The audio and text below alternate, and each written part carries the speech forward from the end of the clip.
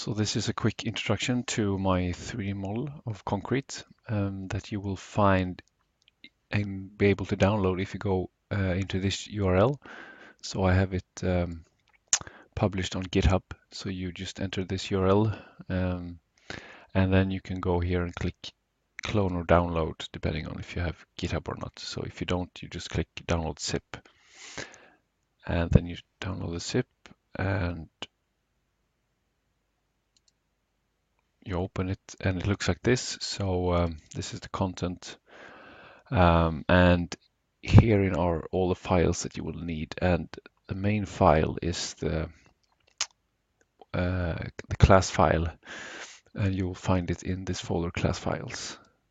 And this is the file where you have the actual model, and I will show you basically what it looks like. So if you open this file up, it looks like this. So now I'm in this MATLAB file, and the model is using this concept of object-oriented programming. So it uses a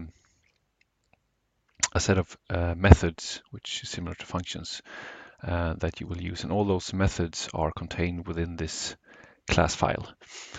So here's the structure of this. So the class has a certain number of properties that I will go through later on, and inside this function there's a set of functions or methods that you will use when you run the model. So now the functions themselves are truncated, so you can expand them like this. And I've categorized them like this. So these first methods are used for basically generating and meshing these so-called SVEs. So an SVE is a statistical volume element of concrete. So it's an acronym for that, statistical volume element. So you will use these methods, mainly this one, generate SVE, and mesh SVE, to, as the name suggests, to generate and mesh these type of models.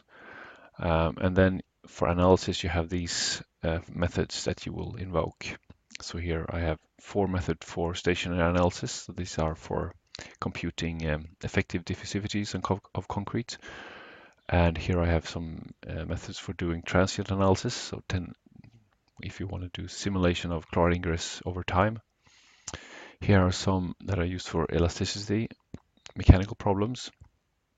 And these are not used by the user. So this is just for my own implementation, and the same goes for these ones.